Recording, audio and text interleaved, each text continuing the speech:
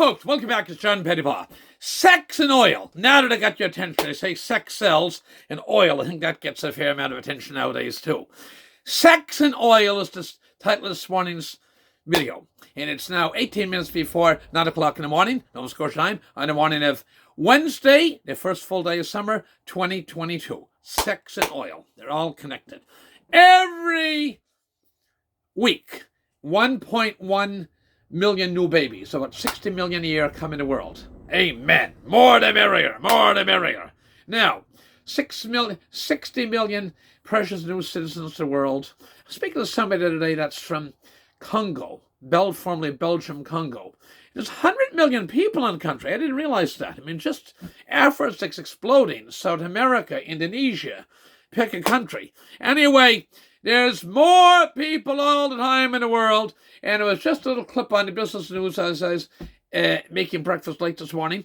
And President of ExxonMobil, Darren Woods, was speaking at a conference in Doha, in the Middle East. And he sees very tight energy prices for the next 4 to 5 years. Okay? And it goes back. The guy from Total, the big French company, Total, said the world is underinvested by $1.3 trillion since 2014, when oil prices started to decline.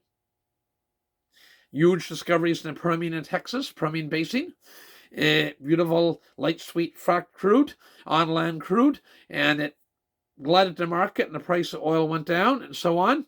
And anyway, sex and oil, they're both interconnected, okay?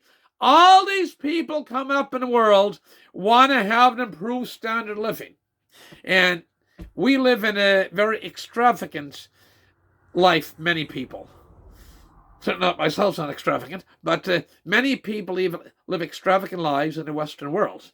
There's 1/10 of humanity have 10 fingers, actually 8 fingers and 2 thumbs. And 10% of the world has never used 1 neutron of electricity. They've never had electricity to charge their phone, microwave, electric stove, heat, fan,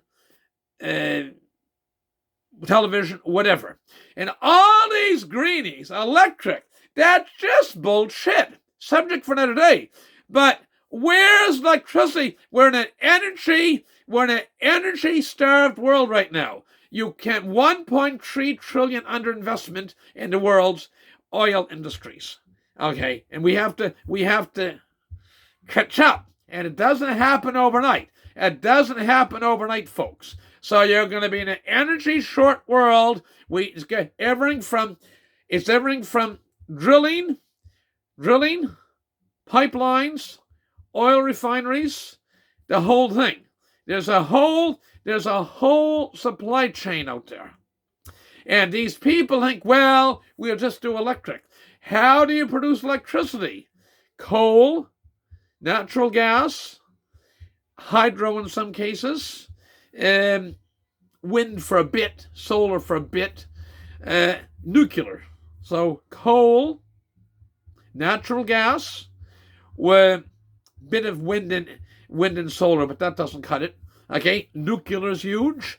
Bunker. In fact, in Germany is opening up coal. Germany, Italy, and Holland are massively increasing their coal electrical generation, so they don't have brownouts. Blackouts when your lights go out. A brownout is when the lights dim, or you're told to cut back your electricity, or they shut factories on short notice to save electricity. They take sex and oil, folks. Anybody? Greenies, Nutty Trudeau, terrible Timothy and his minister, Tory Rushton over there, doesn't want drilling in the Browns Bank. All these ones, when you curtail oil production, the demand isn't going away. 90% of oil demand is non-discretionary. In other words, if you want to go to work, if you want to get your kids to school, if you want to have a hard hat on, if you want to have whatever, everything this TV remote has oil in it. My pens have oil in it.